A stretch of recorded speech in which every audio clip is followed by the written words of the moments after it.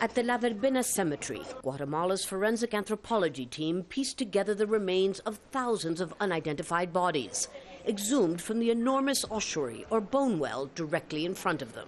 So I need you to keep square against the wall. That means your feet have to be up against the wall.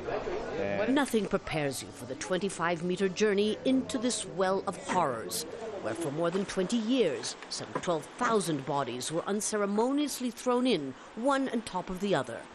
But what these scientists are specifically looking for here are the remains of some of the estimated 40,000 Guatemalans who were detained and disappeared during the country's armed conflict that ended in 1996.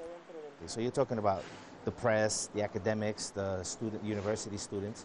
These people were targeted, sometimes followed for years, till someone gave an order for them to be captured, interrogated, tortured, eventually executed, and their bodies were never found. Freddy Pecciarelli, who's directing this landmark exhumation, believes at least 1,000 of these victims were disposed of right here. The work being done here serves two purposes. One, to try to bring some kind of closure to the families of those people who disappeared so violently and so long ago, but also to gather information to try to bring the perpetrators of human rights violations to justice. Pecciarelli says he and his team try to ignore the insistent death threats they have been receiving so they can focus on identifying those with clear signs of having been executed. It's a very difficult process. Most people would not do it. We've been called crazy for being down here. But for the daughter of Jorge Luis Serrano, a 26-year-old trade unionist who was arrested and disappeared in 1980 when she was just a toddler, it is an exercise in hope and justice.